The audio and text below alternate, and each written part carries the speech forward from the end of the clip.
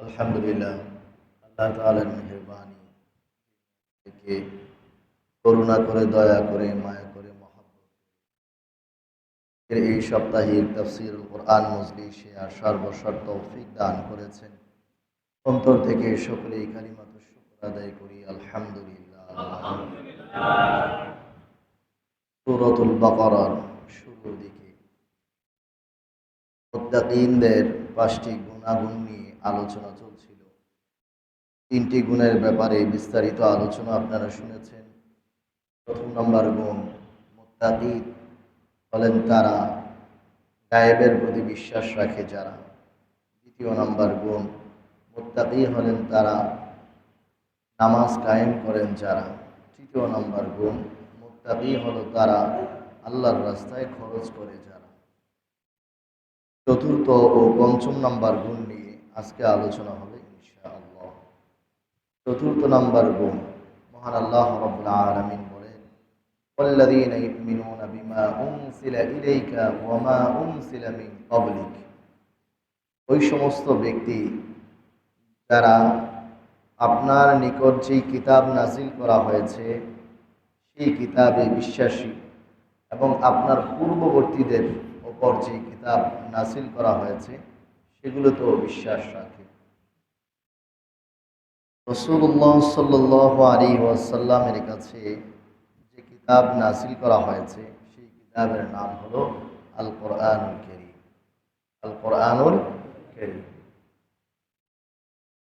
আর রাসূল সাল্লাল্লাহু আলাইহি ওয়াসাল্লামের আগে পূর্ববর্তী নবী যারা, তাদের ওপর যে কিতাব নাজিল করা হয়েছে তার মধ্যে বিশেষভাবে ৫ জনের কথা পবিত্র কালামে পাকে এসেছে। তাওরাত কিতাব নাজিল হয়েছে হযরত মূসা আলাইহিস সালাতু ওয়াস সালামের উপর। ইনজিল কিতাব নাজিল হয়েছে হযরত ঈসা আলাইহিস সালাতু ওয়াস সালামের উপর। জবুর কিতাব নাজিল হয়েছে হযরত দাউদ আলাইহিস সালাতু ওয়াস সালামের উপর। এছাড়া হযরত ইব্রাহিম আলাইহিস সালাম ও হযরত মূসা আলাইহিস সালাতু ওয়াস সালামের ব্যাপারে বলা হয়েছে সুহুফ ইব্রাহিম ওয়া মূসা।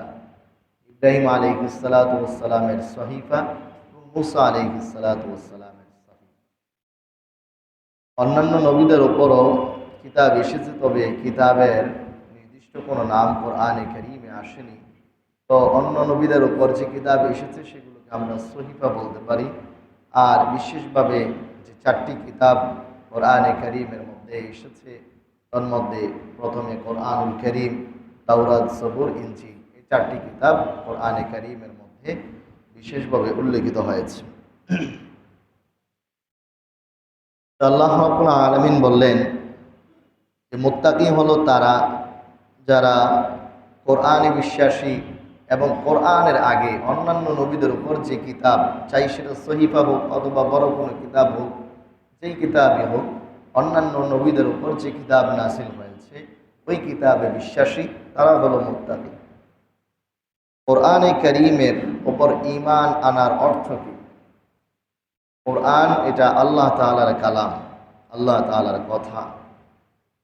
আল্লাহ রাব্বুল আলামিনের কাছ থেকে হযরত জিবরিল আমিন আলাইহিস সালাম এই কোরআন নিয়ে এসেছেন শ্রেষ্ঠ মানব হযরত মুহাম্মদুর রাসূলুল্লাহ সাল্লাল্লাহু আলাইহি ওয়াসাল্লামের কাছে।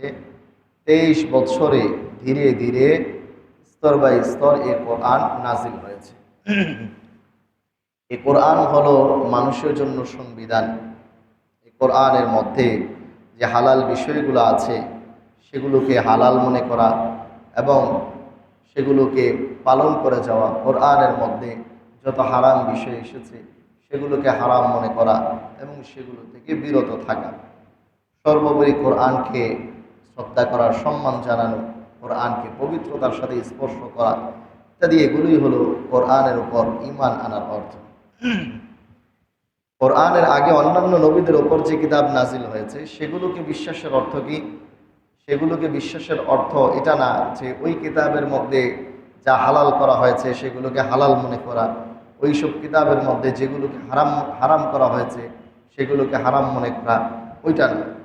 বরং কোরআনের আগে অন্যান্য নবীদের উপর যত কিতাব নাজিল হয়েছে সেগুলোর ব্যাপারে ঈমান আনার অর্থ হলো এগুলোর সব আল্লাহ তাআলার পক্ষ থেকে নাজিলকৃত কিতাব। সমষ্টিগতভাবে এই বিশ্বাস রাখা যে আগে যত কিতাব এসেছে সব এগুলো আল্লাহ তাআলার পক্ষ থেকে নাজিলকৃত কিতাব। কোরআনের মধ্যে যেমন ঘেটে ঘেটে প্রত্যেকটা শাখা প্রশাখার উপর ঈমান আনা জরুরি, ঠিক তেমনিভাবে অন্যান্য নবীদের উপর যে কিতাব এসেছে সেগুলোর শাখা প্রশাখার উপর ঈমান আনা জরুরি না। কথা বোঝা আসছে তো? এগুলো সমষ্টিগতভাবে সব এগুলো কিতাবুল্লাহ, আল্লাহ তাআলার নাজিলকৃত কিতাব, এটার উপর বিশ্বাস রাখা। পূর্বের যে তিনটা মুত্তাকিনদের গুণের কথা আলোচিত হলো, ওই তিন গুণের মধ্যে কিন্তু ইহুদি নাসারা তারা সবাই বরাবর ছিল মোটামুটি। প্রথমে যদি গায়েবের প্রতি বিশ্বাসের কথা বলি, ইহুদি খ্রিস্টানদেরকে যদি জিজ্ঞেস করা হয় যে গায়েবের প্রতি বিশ্বাস করো, তাদের অনেকেই বলবে হ্যাঁ গায়েবের প্রতি আমরা বিশ্বাস রাখি, আল্লাহকে আমরা বিশ্বাস করি। যদি তাদেরকে জিজ্ঞেস করা হয় যে তোমরা কি নামাজ কায়েম করো, তাহলে তারা বলবে যে হ্যাঁ আমাদের যে নির্দিষ্ট পথ পদ্ধতি আছে সেই পদ্ধতিতে আমরাও নামাজ কায়েম করি। যদি তাদেরকে জিজ্ঞেস করা হয় যে তোমরা কি আল্লাহর রাস্তায় খরচ করো, বলবে হ্যাঁ এটা আমরা ফজিলতের কাজ মনে করি, পুণ্যের কাজ মনে করি, খরচও করি। তাহলে আগের যে তিন গুণ, ওই তিন গুণে মুমিন মুত্তাকি মুসলমান যারা, মুসলমান ইমানদার যারা, তাদের সাথে মোটামুটি ইহুদি খ্রিস্টানদের অনেকেই শরীক ছিল। কিন্তু এই চতুর্থ নম্বর গুণ যখন সামনে আসলো, যে যেই কিতাব আপনার উপর নাজিল করা হয়েছে সেই কিতাবে বিশ্বাসী, যখন এই বিষয়ে তাদেরকে প্রশ্ন করা হয় যে মুহাম্মদ সাল্লাল্লাহু আলাইহি ওয়াসাল্লামের উপর যে কিতাব নাজিল করা হয়েছে, কোরআন নাজিল করা হয়েছে, সেই কোরআনকে বিশ্বাস করো, তখন আর বিশ্বাস করতে চায়, তখন আর বিশ্বাস করে না। পূর্ববর্তী কিতাব বিশ্বাস করে, শুধুমাত্র এই জায়গাটাতে বিশ্বাসী না। মুহাম্মদ সাল্লাল্লাহু আলাইহি সাল্লামের উপর যে কোরআন নাজিল করা হয়েছে ও এই কোরআনে আমরা বিশ্বাসী না। মুহাম্মদ সাল্লাল্লাহু আলাইহি সাল্লাম কিন্তু নবী মানে না। কেন? শুধুই মাত্র গোলামি, যে বনু ইসরাইল থেকে নয়, বনু ইসমাইল থেকে। মুহাম্মদ সাল্লাল্লাহু আলাইহি সাল্লাম বনু ইসমাইল থেকে, এই জন্য মুহাম্মদ সাল্লাল্লাহু আলাইহি সাল্লামকে নবী মানে না, তো তার উপরে নাজিলকৃত কোরআনকে মানবে কোত্থেকে? তাহলে আগের তিন গুণ মোটামুটি ইহুদি খ্রিস্টানদের কারো কারো মধ্যে পাওয়া গেলেও এই চতুর্থ নাম্বার গুণ তাদের কারো মধ্যেই পাওয়া যায় না। যদি পাওয়া যায় তাহলে তাকে আর ইহুদি খ্রিস্টান বলার দরকার নেই, তাহলে তো সে মুমিন মুত্তাকি মুসলমানই হয়ে যায়। নবীজি সাল্লাল্লাহু আলাইহি ওয়াসাল্লামের উপর ঈমান আনা ছাড়া কোনো ব্যক্তি মুসলমান হতে পারে না। সহিহ মুসলিমের মধ্যে বর্ণনা এসেছে, সাহাবী হযরত আবু হুরায়রা রাদিয়াল্লাহু তাআলা আনহু থেকে বর্ণিত, রাসূলুল্লাহ সাল্লাল্লাহু আলাইহি ওয়াসাল্লাম বলেন, ওয়াল্লাযী নাফসু মুহাম্মাদিন বিয়াদিহি, সেই সত্তার কসম যার হাতে মুহাম্মদের জান ও প্রাণ, লা ইয়াসমাউ বি আহাদুম মিন হাযিহিল উম্মাহ ইয়াহুদিয়্যুন ওয়ালা নাসরানিয়্যুন, এই উম্মতের মধ্যে থাকা, উম্মাহ দ্বারা কি শুধুমাত্র মুসলমানরাই উদ্দেশ্য? হ্যাঁ, উম্মত কি শুধুমাত্র মুসলমান উদ্দেশ্য? না, রাসূল সাল্লাল্লাহু আলাইহি ওয়াসাল্লামের নবুয়তের পরে যারা আসছেন কিয়ামত পর্যন্ত যারা আসবে সবাই উম্মত হিসাবে গণ্য, অন্য ধর্মের হোক, সেও রাসূলের কি উম্মত। তো হাদিসে পাকে আল্লাহর নবী বলছেন যে এই উম্মতের কোনো ইহুদি অথবা নাসারা যার কানে এই কথা পৌঁছেছে যে আমি এসেছি, আমি মুহাম্মদুর রাসূলুল্লাহ এসেছি, রাসূলের উপস্থিত থাকা জরুরি না, শুনতে পেয়েছে যে রাসূল এসেছে। এখনকার যুগের কোনো ইহুদি, সে তো রাসূলকে দেখে নাই, কিন্তু সে তো শুনতে পেয়েছে যে মুহাম্মদ নামে একজন মহামানব পৃথিবীতে এসেছে সাল্লাল্লাহু আলাইহি ওয়াসাল্লাম। তো নবীজি সাল্লাল্লাহু আলাইহি ওয়াসাল্লাম বলেন, আমার উম্মতের কোনো ইহুদি কোনো নাসারা যার কানে এই সংবাদ পৌঁছেছে যে মুহাম্মদ সাল্লাল্লাহু আলাইহি ওয়াসাল্লাম এসেছে, সুম্মা ইয়ামুতু ওয়া লাম ইউমিন বিল্লাযী উরসিলতু বিহি, এই অবস্থায় সে মৃত্যুবরণ করেছে, ইহুদি অবস্থায় অথবা নাসারা অবস্থায় মৃত্যুবরণ করেছে, আমাকে যে রিসালাত দেওয়া হয়েছে, নবুয়ত দেওয়া হয়েছে, এই নবুয়তে বিশ্বাস করে নাই, ইল্লা কানা মিন আসহাবিন নার, তার ঠিকানা হলো জাহান্নাম। তার ঠিকানা হলো কোথায়? জাহান্নাম। দেখো তাহলে বর্তমান সময়ের কোনো ইহুদি যদি বলে যে আমি হযরত মুসা আলাইহিস সালাতু ওয়াস সালামের প্রকৃত ধর্মের অনুসারী, কোনো নাসারা যদি বলে আমি হজরত ঈসা আলাইহিসসালামের প্রকৃত ধর্মের অনুসারী, তাহলে এটা কোনোভাবেই গ্রহণযোগ্য হবে না। একেবারে যদি আসলি তাওরাত কিতাব যেটার মধ্যে কোনো বিকৃতি হয় নাই, ওইটাও যদি তারা কোনোভাবে পেত, অথবা একেবারে আসল ইনজিল কিতাবও যদি কোনোভাবে পেত, সঠিক কিতাবগুলোও যদি তাদের হাতে দেওয়া হতো, তারপরও তাদের রাসূলুল্লাহ সাল্লাল্লাহু আলাইহি ওয়াসাল্লামের উপর ঈমান আনায়ন ছাড়া জান্নাতে যাওয়ার কোনো অবকাশ থাকতো না, সুযোগ। এটাই হলো একমাত্র পথ, রাসূলুল্লাহ সাল্লাল্লাহু আলাইহি ওয়াসাল্লামের উপর ঈমান আনতে হবে। এখন যেই ব্যক্তি পূর্বেকার কোনো ধর্মে বিশ্বাসী ছিল, পরবর্তীতে রাসূল সাল্লাল্লাহু আলাইহি ওয়াসাল্লামের কথা শুনে আল্লাহ রসুলের ধর্ম গ্রহণ করেছে, এমন ব্যক্তি তাকে আল্লাহ তাআলা কি দিবেন? সহিহ বুখারী, সহিহ মুসলিম হাদিসের অনেক নির্ভরযোগ্য অনেক কিতাবের মধ্যে বর্ণনা এসেছে। রাসূলুল্লাহ সাল্লাল্লাহু আলাইহি ওয়াসাল্লাম বলেন, সালাসাতুন ইউতাউনা আজরাহুম মাররাতাইন, তিন ব্যক্তিকে আল্লাহ রাব্বুল আলামিন ডাবল ডাবল সওয়াব দিবেন। তিন ব্যক্তিকে আল্লাহ তাআলা ডাবল ডাবল সওয়াব দিবেন। তার মধ্যে প্রথম নম্বর ব্যক্তি রাজুলুম মিন আহলিল কিতাব, এই ব্যক্তি আহলে কিতাব, এই ব্যক্তি আহলে কিতাব। আহলে কিতাব দ্বারা ইহুদি নাসারা উদ্দেশ্য। আমানা বিনাবিয়িহি ওয়া আমানা বি, যে তার নবীকেও নবী হিসাবে বিশ্বাস করত, আবার আমি মুহাম্মদুর রাসূলুল্লাহকেও নবী হিসাবে বিশ্বাস করে, তাহলে তার জন্য দুইটা প্রতিদান, ডাবল প্রতিদান। ওয়া রাজুলুন মামলুকুন আদ্দা হাক্কাল্লাহি ওয়া হাক্কা মাওয়ালিহি, একজন কৃতদাস, শ্রমিক, গোলাম, দিনমজুর, কামলা, কারো বাড়িতে থেকে কাজ করে, থাকে না এরকম, কারো বাড়িতে থেকে কাজ করে, ওই ব্যক্তি সে আল্লাহর হকও আদায় করে, আবার তার দুনিয়ার যে মনিব, এই মনিবের হকও আদায় করে। আল্লাহর হকও আদায় করে, আবার দুনিয়ার মনিবের হকও আদায় করে। এখনকার মালিক মাহাজনরা তো এমনভাবে চাপে ফেলায় রাখে যে তুই শুধু আমারটাই আদায় কর, আল্লাহর হক আদায় করার দরকার নাই। দোকানের মালিক তিনি নামাজের মধ্যে আসে, কিন্তু তার কর্মচারীদেরকে নামাজে আসতে দেয় না। গার্মেন্টস ফ্যাক্টরির মালিক মাশাআল্লাহ তিন চিল্লা চার চিল্লা জায়গা একেবারে পুরা বছরের জন্য, কিন্তু তার এখানে যারা আছে এদেরকে নিয়ে কোনো ফিকির নাই। নিজে তো বহুত বড় আল্লাহওয়ালা, নিজে বহুত কিছু করে, কিন্তু তার অধীনস্থ যারা আছে তাদেরকে সেই সুযোগটাই দেয় না। এটা দুঃখজনক ব্যাপার, সুযোগ করে দেওয়া।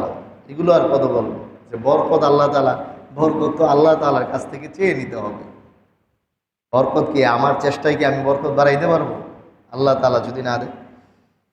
তাহলে এমন অনেক এই কৃতদাস, মামলুক, কামলা, কর্মচারী আছে যারা শুধুমাত্র কাটটা দেখে, মনিব বা মালিক যে আছে মালিকেরটাই করে, আল্লাহ তাআলাটা করে না। তো এটা না, যে মালিকেরটাও করে আবার আল্লাহ তাআলারটাও করে, সামঞ্জস্য করে আল্লাহ তাআলা তাকে কয়টা দিবেন? প্রতিদান ডাবল ডাবল দিবেন। তাহলে কোনো এমন কৃতদাস, শ্রমিক, দিনমজুর, সে যদি মালিকের কাজ করে আবার মসজিদে এসে নামাজও পড়ে, তাহলে এমনি যে এসে নামাজ পড়ে তার কাছ থেকে তার চেয়ে কয় ডাবল সওয়াব পাবে? একগুণ বেশি সওয়াব পাবে। দুইটা নামাজের সওয়াব আল্লাহ তাআলা তার আমলনামার মধ্যে দিবে। সুবহানাল্লাহ। ওয়ারাজুলুন আদ্দাবা জারিয়াতাহু ফা আহসানা তা'দীবাহা সুম্মা আতাকাহা ওয়া তাযাম্মাজাহা, এমন ব্যক্তি যে তার দাসীকে, এখানে দাস দাসীর কথাই আলোচনা এসেছে, এখন তো দাস দাসীর প্রথা নাই। তাহলে এটা আমরা এভাবে নিতে পারি যে আমাদের ঘরের মধ্যে অনেক মহিলারা কাজ করে, তো তাদের ছোট বাচ্চা থাকতে পারে, একটা মেয়ে, ওই মেয়েটাকে, কথার কথা, ওই মেয়েটাকে শিষ্টাচার শিক্ষা দিল, তাকে পড়াশোনায় সহযোগিতা করলো এবং তাকে আজাদ করে দিল। আজাদ করার শব্দ আসছে এখানে, হাদিসের যেটা অর্থ আছে সেটাই, কিন্তু আমার মনে হয় যে এরকমও যদি কেউ করে তাহলে আল্লাহ তাআলা হয়তো বঞ্চিত করবেন না, তাকেও দিয়ে দিবেন। ঘরের মধ্যে কোনো কাজের মহিলা কাজ করছে, তার একটা ছোট্ট বাচ্চা, এখন এই বাচ্চাটাকে যদি সুশিক্ষার জন্য সে সহযোগিতা না করে, মালিক সহযোগিতা না করে, তাহলে মাকে যেভাবে দেখছে বাচ্চা তো সেভাবেই বড় হবে, এ বাচ্চাও বড় হয়ে অন্যের বাড়িতে কাজই করবে। এখন এই বাচ্চাটাকে কোনো প্রতিষ্ঠানে ভর্তি করানোর জন্য মাকে বলল এবং প্রতি মাসে সাহায্য সহযোগিতা করলো। আস্তে আস্তে বাচ্চাটা বড় হইল, একটা যুবতী মেয়ে হইল। এখন তার জন্য অথবা তার ছেলের জন্য প্রয়োজন মেয়েটাকেই মেয়েটার সাথে বিবাহ বন্ধনে আবদ্ধ হইল, এরকম যদি করে তাহলে আল্লাহ রাব্বুল আলামিন তাকে ডাবল ডাবল সওয়াব দিবেন। সুবহানাল্লাহ। তাহলে এই তিন ব্যক্তির মধ্যে প্রথম ব্যক্তি হলো যে আহলে কিতাব। আহলে কিতাব যে পূর্বেকার জমানার কোন নবীকে বিশ্বাস করত, ওই নবীর উপর ঈমান এনেছে, আবার মুহাম্মদ সাল্লাল্লাহু আলাইহি সাল্লামের উপরও ঈমান এনেছে। অর্থাৎ আব্দুল্লাহ ইবনে সালাম রাদিয়াল্লাহু তাআলা আনহুর ব্যাপারে আসে। আব্দুল্লাহ ইবনে সালাম রাদিয়াল্লাহু তাআলা আনহু তিনি তাওরাত কিতাবের হাফেজ ছিলেন। তাওরাত কিতাবের হাফেজ ছিলেন, আবার রাসূল সাল্লাল্লাহু আলাইহি ওয়াসাল্লামের উপরও ঈমান এনেছে। এরপরে তাহলে চতুর্থ নম্বর গুণ হলো যে ওই সমস্ত ব্যক্তি যারা কোরআনের উপর ঈমান আনে এবং কোরআনের আগে যত কিতাব নাজিল হয়েছে এগুলো সব আসমানি কিতাব, আল্লাহ তাআলার পক্ষ থেকে নাজিলকৃত কিতাব হিসাবে বিশ্বাস করে, তারা হলো কি ভাই? মুত্তাকি। তারা হলো মুত্তাকি। এরপর পঞ্চম নম্বর গুণ, ওয়াবিল আখিরাতি হুম ইউকিনুন, এবং আখিরাতের প্রতি ইয়াকিন রাখে। আখিরাতের প্রতি ইয়াকিন রাখে। আল্লাযীনা ইউমিনুনা বিল গায়বের মধ্যে কিন্তু আখিরাতের বিষয় চলে গিয়েছে, কিন্তু এখানে আবার বিশেষভাবে আল্লাহ তাআলা উল্লেখ করেছেন পঞ্চম নম্বর গুণ, ওয়াবিল আখিরাতি হুম ইউকিনুন। প্রকৃত মুত্তাকি হলো তারা আখিরাতের প্রতি ইয়াকিন রাখে যারা। ইয়াকিন এক শব্দ। ইয়াকিন মানে কি? বিশ্বাস। কি বিশ্বাস? শুধু ইয়াকিন বিশ্বাস। বিশ্বাস মানে কি? ইয়াকিনের আগে আরো তিনটা শব্দ আছে: সন্দেহ, ধারণা, প্রবল ধারণা। ইয়াকিন আরো তিনটা স্তর আছে: সন্দেহ, ধারণা, প্রবল ধারণা, ইয়াকিন। উদাহরণ দিয়ে বুঝুন। সন্দেহ, কেউ আপনাকে জিজ্ঞেস করলো দেওবগে কি এখন বৃষ্টি হচ্ছে? এখন আপনি আকাশের দিকে তাকাইলেন, দেখলেন যে এইদিকে প্রচন্ড গরম, আকাশে সূর্যের আলো ঝলমল করতেছে। এখন বৃষ্টি হতেও পারে, নাও হতে পারে। আপনার কাছে কোনো প্রমাণ নাই, কারো কাছ থেকে সংবাদও নিতে পারছেন না। তো এখন আপনি তাৎক্ষণিক তাকে এটাই বলবেন যে আমি এই ব্যাপারে কনফিউশনে আছি, সন্দেহে আছি, হতেও পারে, নাও হতে পারে। তাহলে যদি 50-50 হয়, যে হতেও পারে, নাও হতে পারে, এটা হলো সন্দেহ। যদি আপনি আল্লামা ইকবাল রোডের আকাশের দিকে তাকায় দেখেন যে একটু একটু মেঘ এখানেও জমতেছে, তাহলে আপনার সামনে একটা ছোট্ট প্রমাণ চলে আসবে। ছোট্ট প্রমাণ চলে আসবে। এই অবস্থায় যদি কেউ জিজ্ঞেস করে দেওবগ কি বৃষ্টি হচ্ছে, তখন আপনি বলবেন যে মনে হচ্ছে, ধারণা হচ্ছে দেওবগ বৃষ্টি হচ্ছে। কারণ আপনার সন্দেহকে কাটানোর মতো একটা আলামত, একটা প্রমাণ আপনার সামনে এসেছে। দ্বিতীয় স্তর, যদি আপনি দেখেন যে আল্লামা ইকবাল রোডের এখানেও একেবারে পুরা ঝমঝমিয়ে বৃষ্টি নেমেছে, এমন অবস্থায় কেউ যদি আপনাকে এসে বলে দেওবগে কি বৃষ্টি হচ্ছে, তখন আপনি মনে করবেন যে এখান থেকে দেওবগ তো কাছাকাছি, খুব বেশি দূরের না। তখন আপনার প্রবল ধারণা হবে, যেটাকে আরবিতে গলাবাতুজন বলা হয়, যে প্রবল ধারণা যে দেওবগ বৃষ্টি হচ্ছে, যেহেতু এখানে হচ্ছে ওখানেও হচ্ছে। এই তিন স্তরের পরে হলো ইয়াকিনের স্তর। ইয়াকিনের স্তরটা কিভাবে হয়? যে আপনি মাত্র দেওবগ থেকে ঘুরে আসছেন, ঠিক আছে, বা এই মুহূর্তে আপনি কারোর সাথে দেওবগে ফোনে কথা বলছেন, হ্যাঁ, এই অবস্থায় আপনি একেবারে চোখে দেখে এসেছেন, আপনাকে জিজ্ঞেস করা হয়েছে যে দেওবগে কি বৃষ্টি হয়েছে, আপনি বললেন যে হ্যাঁ আমি তো দেখে আসছি দেওবগে বৃষ্টি হয়েছে। এটা হলো ইয়াকিন। এটা হলো ইয়াকিন। ইয়াকিন হলো সেটা যেটা সন্দেহকে কি করে দেয়? দূরীভূত করে দেয়। সন্দেহের কোনো অবকাশ নেই, ওটাকে বলা হয় ইয়াকিন। এই ইয়াকিনেরও আবার রয়েছে তিনটা স্তর। ইয়াকিনের রয়েছে তিন স্তর। এখন আপনারা মাপবেন যে আপনারা আল্লাহর প্রতি ইয়াকিন রাখেন, নবীর প্রতি ইয়াকিন, ফেরেশতাদের প্রতি ইয়াকিন, পরকালের প্রতি ইয়াকিন, হাসর নাসর মিজান পুলসিরাতের প্রতি ইয়াকিন। ওই ইয়াকিনের কোন স্তরে আপনারা আছেন এটা নিজেরাই পরিমাপ করবেন। ইয়াকিনের রয়েছে তিন স্তর। প্রথম নাম্বার স্তর হলো ইলমুল ইয়াকিন, শুধুমাত্র জ্ঞানের ইয়াকিন, যে বিশ্বাস, জ্ঞানের প্রতি বিশ্বাস রাখা, ইলমের প্রতি বিশ্বাস রাখা। আল্লাহ তাআলা এক, আল্লাহ তাআলা এক, তিনি রাজ্জাক, তিনি খালেক, তিনি মালেক, তিনি হায়াতদাতা, তিনি মৃত্যুদাতা। মৃত্যুর পরে হাসর নাসর মিজান পুলসিরাত এগুলো সবই আছে, কবরের জিন্দেগি সত্য। এই যে এগুলো এগুলো একটা ইয়াকিনি বিষয়। তো এটা হলো একটা এলেম, এই এলেমের ইয়াকিন আমাদের অন্তরের মধ্যে আছে। আচ্ছা, আমরা কে আছি যে আল্লাহকে বিশ্বাস করি না? আছে কেউ? নাউজুবিল্লাহ, এটা তো হতেই পারে না। সবাই আল্লাহকে বিশ্বাস করি এবং আল্লাহ তাআলা যে রিজিক দাতা, আল্লাহ তাআলা এই যে হায়াতের মালিক, মৃত্যুর মালিক, তিনি সৃষ্টি করেছেন, তিনি মরণ দিবেন, এগুলো সব আমাদের বিশ্বাস আছে। তাহলে এই এলমের ইয়াকিন আমাদের অন্তরের মধ্যে আছে। হাসর নাসর মিজান পুলসিরাত, এই এলমের ইয়াকিন আমাদের অন্তরের মধ্যে আছে। এটা হলো ইলমুল ইয়াকিন। এর পরের স্তর হলো আইনুল ইয়াকিন, চোখে দেখার ইয়াকিন। চোখে দেখার ইয়াকিন এটা হলো কি?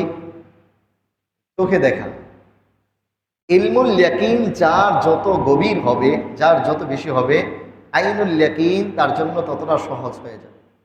যে আল্লাহকে মন থেকে বিশ্বাস করে যে আল্লাহ তাআলাই খালেক, যে আল্লাহকে মন থেকে বিশ্বাস করে আল্লাহ তাআলাই হলেন রাজ্জাক, আল্লাহ রাব্বুল আলামিন তার সামনে তুলে ধরবেন যে আল্লাহ তাআলা কেমন রাজ্জাক। অনেক ঘটনা আপনাদেরকে আগেও শোনাইছি যে আল্লাহ রাব্বুল আলামিন এই যে সালাফ, আমাদের আকাবির যারা, তাদের সামনে তুলে ধরতেন কে কাকে নিয়ে আহার দিচ্ছে, কে কাকে নিয়ে রিজিক দিচ্ছে। পিঁপড়া নিয়ে কাকে রিজিক দিচ্ছে, এক সাপ নিয়ে আরেক সাপকে রিজিক দিচ্ছে, এক পাখি নিয়ে আবার আরেক পাখিকে রিজিক খাওয়াচ্ছে, এক বিড়াল গিয়ে আরেক বিড়ালকে রিজিক খাওয়াচ্ছে। এগুলো সাধারণ চোখে ধরা পড়বে না। ইলমুল ইয়াকিন যখন পুক্ত হবে, তখন আইনুল ইয়াকিন আল্লাহ তাআলা পয়দা করে দিবেন। চোখের বিশ্বাস আল্লাহ তাআলা পয়দা করে দিবেন। চোখে দেখতে পাবে যে আল্লাহ তাআলাই যে রাজ্জাক, চোখে দেখতে পাবে যে আল্লাহ তাআলাই যে খালেক, চোখে দেখতে পাবে আল্লাহ তাআলাই যে মালিক, আল্লাহ তাআলা জীবনের মালিক, মৃত্যুর মালিক, এগুলো সব নিজের চোখে নিজে দেখতে পাবে। তৃতীয় নাম্বার স্তর, ওই স্তর কোনো সাধারণ মানুষের না, ওইগুলো হলো নবীদের স্তর। এটা হলো হাক্কুল ইয়াকিন, একেবারে ইয়াকিনের মতো ইয়াকিন। ওই ইয়াকিন সবচেয়ে বেশি ছিল মুহাম্মদ রাসূলুল্লাহ সাল্লাল্লাহু আলাইহি ওয়াসাল্লাম, সবচেয়ে বেশি ছিল হাক্কুল ইয়াকিন। হযরত ইব্রাহিম আলাইহিস সালাতু ওয়াস সালাম আল্লাহ তাআলাকে বললেন, আল্লাহ কাইফা তুহয়িল মাউতা, কিভাবে আপনি মৃতকে জীবিত করেন?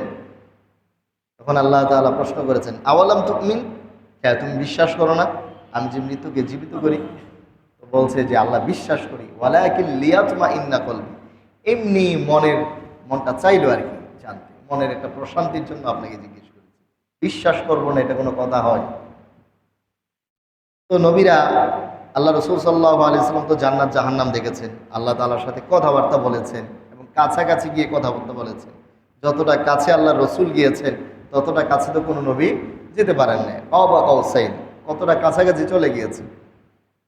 হযরত মুসা আলাইহিস সালাতু ওয়াস সালাম আল্লাহ তাআলার সাথে কথা বলেছেন, তুর পাহাড়ে গিয়ে কথাবার্তা বলতেন। একটা আওয়াজ আসতো, মুসা আলাইহিস সালাতু ওয়াস সালাম কথা বলতেন, তো আল্লাহ তাআলার পক্ষ থেকে আওয়াজ আসতো। কিন্তু মুহাম্মদ সাল্লাল্লাহু আলাইহি সাল্লামের উপর মতো এত কাছাকাছি যেতে পারেননি। মুহাম্মদ সাল্লাল্লাহু আলাইহি সাল্লাম জান্নাত ঘুরে দেখেছেন, জাহান্নাম তার চোখের সামনে তুলে ধরা হয়েছে মেরাজের রজনীতে। এগুলো সব তিনি তার জীবদ্দশায় বা হায়াতে এগুলো সব তিনি পরিলক্ষণ করেছেন। এজন্য তার সামনে এগুলো আল্লাহ তাআলার বিশ্বাস, তার সামনে হাক্কুল ইয়াকিন, যে আল্লাহর কথা শুনে তো তার সামনে কেমন ইয়াকিন হবে? আল্লাহ তাআলার সামনে তার জান্নাত জাহান্নামের ইয়াকিন একেবারে হাক্কুল ইয়াকিন। এই বিষয়টাকে আল্লামা ইবনুল কাইয়িম আল জাওজিয়া রাহিমাহুল্লাহ তিনি এমনি বুঝাইছেন, যেমন কোনো ব্যক্তি বলল যে আমার কাছে মধু আছে, আমার কাছে মধু আছে। এখন আপনি এটা শুনলেন, শোনার পরে আপনার এই ইলমুল ইয়াকিন হইল, শুধুমাত্র জ্ঞানে আসছে, আপনার বিশ্বাস হলো যে তার কাছে মধু আছে। এরপরে সে আপনাকে মধু দেখাইল, তা আপনি দেখলেন, তো এটা আপনার চোখের বিশ্বাস হয়েছে। এরপরে সে আপনাকে বলল যে ভাই হাতটা দেন, একটু মধু খান, তা আপনি হাতটা নিয়ে একটু মধু চাইখা দেখলেন, তো এটা হলো হাক্কুল ইয়াকিন, এটা হলো হাক্কুল ইয়াকিন। তো তিনি এরপর লেখেন যে আল্লাহ রাব্বুল আলামিন জান্নাতের ঘোষণা দিয়েছেন, জাহান্নামের ঘোষণা দিয়েছেন। জান্নাত আছে জান্নাতীরা জানে, জাহান্নাম আছে জাহান্নামীরা জানে। এই যে জানাটা, এটা হলো ইলমুল ইয়াকিন, এটা হলো ইলমুল ইয়াকিন। এরপরে মৃত্যুর পরে তারা জান্নাত দেখবে, জাহান্নাম দেখবে, বা কবরের জিন্দেগিতেও তাদেরকে জান্নাত জাহান্নাম দেখানো হবে। হাদিসের মধ্যে বর্ণনা আসছে না যে 3 প্রশ্নের উত্তর দিতে পারলে জান্নাতের দুয়ার খুলে দেওয়া হবে। তিন প্রশ্নের উত্তর দিতে না পারলে জাহান্নামের দুয়ার খুলে দেওয়া হবে। তো এই জান্নাত জাহান্নাম তারা দেখবে। তো এই দেখাটা হলো আইনুল ইয়াকিন, চোখের দেখার বিশ্বাস। এরপরে যখন তাদেরকে জাহান্নামে নিক্ষেপ করা হবে তখন তাদের হাক্কুল ইয়াকিন হবে। যখন তাদেরকে জান্নাতে দেওয়া হবে তখন তাদের হাক্কুল ইয়াকিন হবে। এখন আমরা আমাদের ইয়াকিনের কোন স্তরে আছি? কোন স্তরে আছি? আল্লাহর প্রতি আমাদের বিশ্বাস কতটুকু? পরকালের প্রতি আমাদের বিশ্বাস কতটুকু? যদি অগাধ বিশ্বাস থাকে তাহলে আমরা এই অন্যায় অনাচার পাপাচারে এগুলোতে লিপ্ত থাকি কিভাবে? আমরা নামাজ ছাড়ি কিভাবে? নামাজে আমরা অন্য দেন খেল অন্য মনস্ক থাকি কিভাবে? দুনিয়া নিয়ে নামাজের মধ্যে দাঁড়ায় দাঁড়ায় দুনিয়া নিয়ে ভাবে, জানা নামাজের মধ্যে দাঁড়ায়ও মনোযোগ থাকে না। আল্লাহ, জানাজার নামাজে দাঁড়ায়ও মনোযোগ থাকে না। মানুষ যদি একটু হৃদয় দিয়ে এটা কল্পনা করতে পারতো তাহলে তো জানাজার নামাজে আরো 2-3টা জানাজা এমনি হয়ে যেত। জানাজার নামাজ হয় এমন 2-3টা জানাজা হয়ে যেত। তার এই ছেলে মরে গেল, এই ছেলে চলে গেল, এই মানুষটা চলে গেল। ওয়াবিল আখিরাতি হুম ইউকিনুন, আখিরাতের প্রতি ইয়াকিন রাখে। আখিরাত কাকে বলে? আল আখিরাতু আনিদ দুনিয়া, দুনিয়ার পরে যে জগৎ আসে ওইটা কি বলা হয়? আখিরাত, মানে পরে আসা। আখিরাতের এই অনন্ত সীম জগতের সূচনা হয় কবর থেকে, কবরের জগৎ থেকে। কবর কি শুধুমাত্র ওই যে 3.5 হাত মাটির একটা ঘর এটাই কি কবর? এটাই কবর? যে একটা ঘর এটা কি কবর মনে করি? আসলে এটা কবর নয়। শুধু এটাই কবর নয়, শুধু এটাই কবর নয়। হ্যাঁ, এটাও একটা কবর। মূলত কবর হলো মানুষের মৃত্যুর পরের যে সময়টা, ওই সময়টাই হলো কবর। মানুষের মৃত্যু যদি পানিতে হয়, পানিতে ডুইবা মরে গেছে, ওখানে শেষ, তার অস্তিত্ব বিলীন হয়ে গেছে, তো তাকে তো 3.5 হাত কবরের মধ্যে রাখা হয়নি, তো তার কি প্রশ্ন হবে না? 3 প্রশ্ন হবে না? তার 3 প্রশ্ন তো হবে। যে লোকটা আগুনের মধ্যে জলে পুরে ছাই হয়ে গেছে, ভস্ম হয়ে গেছে, তো তার কি 3 প্রশ্ন হবে না? যে লোকটাকে বাঘ সিংহ একেবারে পুরা চিবায় গিলা খায় শেষ করে ফেলছে, অজগর সাপের পেটের মধ্যে ঢুকায় ফেলছে, তো ওই লোকেরা তো 3.5 হাত মাটির ঘরে রাখা হয় নাই, তার জন্য কি তাহলে 3 প্রশ্ন হবে না? কবর নাই? শাহ ওলিউল্লাহ মুহাদ্দিস দেহলভী রহমতুল্লাহ আলাইহি বলেন, সাপ যাকে খায় ফেলছে ওই সাপের পেটই হলো তার কবর। সিংহ যাকে খায় ফেলছে সিংহের পেটই হলো তার কবর। পানিতে যে ডুবে গেছে এই পানি হলো তার কবর। আগুনে যে জ্বলে গেছে ওইটাই হলো তার কবর। এ যেখানে যে অবস্থায় হচ্ছে ওই জায়গার মধ্যেই তার কি হবে? 3 প্রশ্ন। জন্য ফিকহের কিতাবের মধ্যে মাসলা আসে, কোনো ব্যক্তি যদি সমুদ্র পথে জাহাজ চলছে, সমুদ্রের মাঝখানে জাহাজ, ওই সময় এক লোক মারা গেল, জাহাজের মধ্যে যারা ছিল তাদের কোনো একজন মারা গেল, তাকে কি করবে? তারে নিয়ে যদি তীর পর্যন্ত কিনারা পর্যন্ত যাইতে চায় তাহলে তো মোটামুটি অনেক সময় লেগে যাবে, 3-4 দিন। এর মধ্যে যে পৌঁছা তার দুর্গন্ধ শুরু হয়ে যাবে। এখন তাকে কি করবে? তার ব্যাপারে মাসালা আসে যে তাকে গোসল দিয়া এখানে জানাজার নামাজ আদায় করে তার পেটের মধ্যে একটা ভারী বড় পাথর বাইদা, ভারী কোনো জিনিস বাইদা তাকে পানিতে ছেড়ে দিব। পানিতে ছেড়ে দেবো, সে আস্তে আস্তে নিচের দিকে চলে যাবে। এটাই হলো তার কবর। এই হলো তার কবর। তাহলে পরকাল জিন্দগির প্রথম নাম্বার হলো কবর। এই কবর দিয়ে হয় পরকাল জীবনের সূচনা।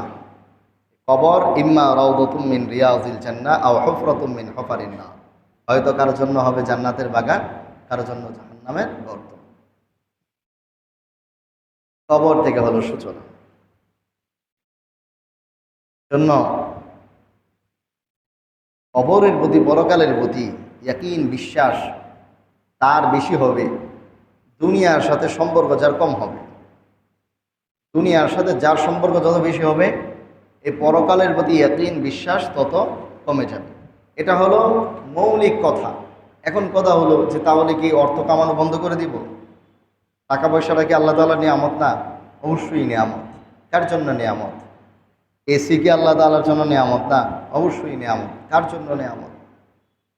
আরামের বিস্তর বিছানা কি আল্লাহ তাআলার নিয়ামত না? অবশ্যই নিয়ামত। কার জন্য নিয়ামত? ওই ব্যক্তির জন্য নিয়ামত এসির বাতাস যাকে ফজরের নামাজে ওটা থেকে বাধা দেয় না। ওই ব্যক্তির জন্য আরামের বিছানা নিয়ামত, আরামের বিছানা যাকে ফজরের নামাজে আসতে বাধা দেয় না। ওই সম্পদ আল্লাহ তাআলার পক্ষ থেকে তার জন্য অনেক বড় নিয়ামত। যেই সম্পদ, যেই ব্যবসা, যে বাণিজ্য তাকে মসজিদে আসা থেকে বাধা দেয় না। এখন বলেন যে এগুলো যাদের যাদের বাড়িতে এসি আছে, এমন কতজন এসিওয়ালা আছে মসজিদে নামাজ পড়তে আসে? যারা একেবারে বিলাসবহুল জীবনযাপন করে, এমন কয়জন বিলাসী মানুষ আছে যাদেরকে দেখবেন যে তারা মসজিদে নামাজ পড়তে আসে? যাদের অনেক ব্যবসা বাণিজ্য আছে, ছুটাছুটি এখান থেকে ওখানে, ওখান থেকে ওখানে, এমন কয়জন আছে যে প্রতিদিন 5 ওয়াক্ত নামাজ জামাতের সাথে আদায় করতে পারে? আপনি প্রশ্ন ছুড়ে দিবেন যে হুজুর দুনিয়ার এগুলো কি আল্লাহ তাআলার নিয়ামত না? এগুলো করাটা কি তাহলে ইসলাম নিষেধ করেছে? নিষেধ করে নাই, ইসলাম নিষেধ করে নাই, তবে ব্যক্তি বিশেষ, ব্যক্তি বিশেষ।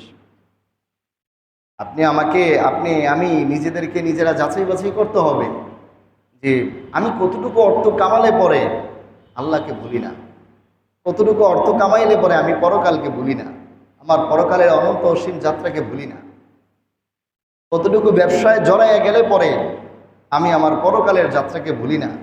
এটা আমি নিজকে নিজে প্রশ্ন করার দরকার। তাহলে নিজেরাই এই প্রশ্নের উত্তর আমরা পেয়ে যাব যে দুনিয়া কি আল্লাহ তাআলার নিয়ামত না? দুনিয়ার উপার্জন কি আল্লাহ তাআলার নিয়ামত না? হ্যাঁ, অবশ্যই নিয়ামত। এটা ব্যক্তি বিশেষ নিয়ামত। যদি আমি এটাকে আমার জন্য আসলেই নিয়ামত মনে করি, তো আমি ইনকাম করি, উপার্জন করি, আমি বিলাসিতার জীবনযাপন করি, অসুবিধার কি আছে? ভালো জীবনযাপন করি, কিন্তু যেটুকু আমার পরকালের জন্য বাধা না হয়। কত সাহাবী হযরত আবু দারদা রাদিয়াল্লাহু তাআলা, তার ব্যাপারে সিফাতুস সাফওয়ায় ঘটনা এসেছে। হযরত আবু দারদা রাদিয়াল্লাহু তাআলা আনহু বাড়িতে মেহমান আসলো, প্রচণ্ড শীতের মৌসুম। তো ঘরের মধ্যে গরম খাবার পাকাইলেন, খাবার পাকায় মেহমানদেরকে দিয়েছে। এ এখন শুইবে। সাহাবায়ে কেরামের একটা জিনিস ছিল, আল্লাহু আকবার, বেলা তাকাল্লুফ, লৌকিকতা ছিল না। এই লৌকিকতা আমাদের জীবনে অনেক অনেক লৌকিকতা অনেক।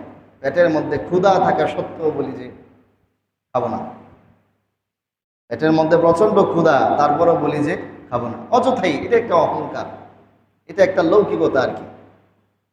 খাবো না। কেউ হাদিয়া দিলে মনে করে যে আমি ছোট হয়ে গেছি, কেউ একটা হাদিয়া দিল, উপঢৌকন দিল, ছোট হয়ে গেছে। এই ইসলাম এখন বর্তমান সময়ে শুধু নামে মাত্র আছে, আফসোস আর পরিতাপ ছাড়া আর কোনো কিছু না। এজন্য মহাব্বত, ভালোবাসা সব আমাদের সমাজ থেকে বিতাড়িত হয়ে গেছে। তাহা দাও তাহাব্বু, হাদিয়া দাও মহাব্বত বাড়বে, এটা রসুলের বলা বাক্য, কিন্তু এখন এগুলো সব বিতাড়িত হয়ে গেছে। কেউ কাউকে হাদিয়া দিলে মনে করে যে এটা ছোট করে ফেলছে, দিতে চায় না। আবার হাদিয়া দিলে সেটা কেমন দিল, কোন কোয়ালিটির দিল, তার মাকামের সাথে, তার শানের সাথে, তার অবস্থানের সাথে যায় কিনা, এগুলো নিয়েও যাচাই বাছাই শুরু করে।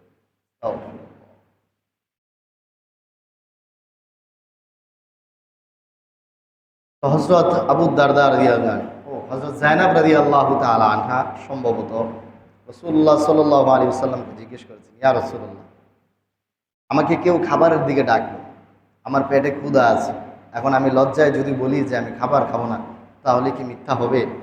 রাসূলুল্লাহ সাল্লাল্লাহু আলাইহি ওয়াসাল্লাম বলেন, হ্যাঁ মিথ্যা হবে, হ্যাঁ মিথ্যা হবে। এই কথা বোঝা আসছে? মিথ্যা হবে। এখানে কিছু বিষয় আছে সামাজিকতার বিষয়।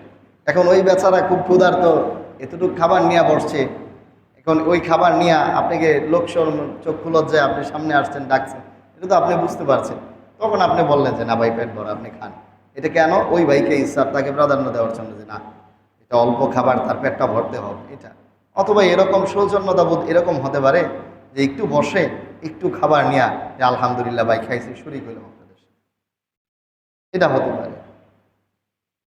কিন্তু খাবার আছে পর্যাপ্ত, শুধুই পেটেও ক্ষুধা আছে, এটা আমি বললাম যে না আমি খাবার খাবো না, তাহলে আল্লাহ রসুল বলছেন এটা একটা মিথ্যা, একটা মিথ্যা। তো এই সাহাবীর বাড়িতে মেহমান এসেছে, কিন্তু আমাদের বাড়িতে মেহমান টেহমান আসতে চাইলে আমাদের ঘরের মানুষদের অবস্থা খারাপ হয়ে যায়। মহিলা যারা, এদের অবস্থা খারাপ হয়ে যায়। পুরুষকে প্রেশার দিতে দিতে শেষ। এই খাবার দাবার নাই, কোনো কিছু নাই, কোন জায়গার মধ্যে শোয়াইব, কোন জায়গায় কি করব, এগুলোর ব্যবস্থা নেই, এগুলোর ব্যবস্থা নেই। এই অবস্থায় মেহমান আনা চায়, পুরো পেরেশান করে ফেলে। অথচ সাহাবায়ে কেরামের স্ত্রীরাও স্ত্রী ছিলেন, সাহাবায়ে কেরামও ছিলেন। কয়েকজন মেহমান আসছে, মেহমানদেরকে গরম খাবার খাওয়ায়, প্রচণ্ড শীতের মৌসুম, রাত্রে শুইতে দিচ্ছে। তো শোয়ার সময় কোনো বস্ত্র দেয় নাই, বাড়ি ল্যাপটপ এরকম কোনো কিছু দেওয়ার কথা না, গরম গরম কোনো কিছু একটু আরামে শুইতে পারে, এরকম কোনো কিছুই দেয় নাই। তো ওনাদের কাছে যা ছিল তাই জড়াইছে। কিন্তু শীত, আরবের শীত তো প্রচণ্ড শীত। একটা আরেকটারে বলতেছে যে কিরে, চল গিয়া তুই গিয়া বল যে আছে নাকি কোনো কিছু দিতে। তার জন্য বলতে থাক, বলার দরকার নেই, যদি আবার রাগসাগ করে। তো এরকম এই কথাবার্তা বলতে বলতে একজনের আর যা লজ্জা পাইয়া লাভ কি, গিয়ে জিজ্ঞেস করি যদি থাকে তো দিব, না থাকলে নাই। তো গিয়ে তাকে দেখে যে হজরত এই আবু দারদা রাদিয়াল্লাহু তাআলা আনহু তিনিও শুয়ে পড়ছেন। তো গিয়ে দেখে যে তার গায়ের মধ্যে কোনো কিছু নেই, গায়ের মধ্যে একটা পাতলা কাপড় শুধুমাত্র সতর ডাকার মতো, ওইটা গায়ে দিয়া শুয়ে রয়েছে। তো তাকে ডাকলেন, ডাকার পরে তিনি উঠলেন, ওঠার পরে বললেন যে কোনো বস্ত্র টস্ত্র আছে, আমাদের তো খুব শীত লাগতেছে। উনি বললেন যে আমাদের আরেকটা ঘর আছে, এই দুনিয়াতে যা কিছু ছিল সব ওই ঘরের জন্য পাঠায় দিছে, ওই ঘরে থাকার জন্য পাঠায় দিছে। এই ঘরের মধ্যে যদি আমার কাছে এই পাতলা কাপড়টা ছাড়া আরও কিছু থাকতো, তাহলে আমি তোমাদেরকে ওটা দিতাম। এটা ছাড়া এই ঘরের মধ্যে আমার কাছে আর কোনো কিছু নাই, সব ওই ঘরের জন্য পাঠায় দিছে। বললো যে ওইখানকার পথ অনেক দুর্গম পথ, অনেক কঠিন পথ। যত হালকা মানুষ আছে, হালকা মানুষের জন্য হ্যাঁ ওই জগৎটা খুব সহজ জগৎ, ওই পথ পাড়ি দেওয়া খুব সহজ, তার জন্য খুব আসান। যে যত ভারী হবে তার জন্য ওই পথ পাড়ি দেওয়া ততটা কঠিন। এই জন্যই রসুল বলেছেন যে দুনিয়াতে এমনভাবে চলাফেরা করো যেন তুমি একজন মুসাফির, দূর দেশে যাচ্ছ। দুনিয়াটা তোমার জন্য আমার জন্য মুসাফির খানা। জ্ঞানী ব্যক্তি আল্লাহ রসুল কাকে বলেছে যে আল কাইয়িসু মান দানা নাফসাহু ওয়া আমিলা লিমা বাদাল মাউত। জ্ঞানী বুদ্ধিমান সেই ব্যক্তি যে মৃত্যুর পরের জিন্দেগির জন্য আমল করে। বোকা নির্বোধ সেই ব্যক্তি যে নিজের খায় হেসাতের অনুগামী হয় আর আল্লাহ সাল্লাহ লম্বা লম্বা আশা করতে থাকে, এরা হলো বোকা নির্বোধ। আল্লাহ রাব্বুল আলামিন বললেন ওয়াবিল আখিরাতি হুম ইউকিনুন, আখিরাতের প্রতি তারা বিশ্বাস রাখবে।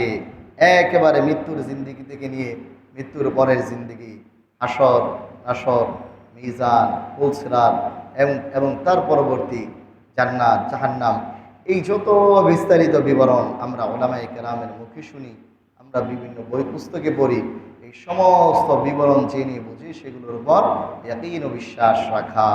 এই ইয়াকিন ও বিশ্বাস যারা রাখবে, আল্লাহ রাব্বুল আলামিন বলেন মুত্তাকি হলো তারা। এই হলো মুত্তাকিনদের 5 গুণ।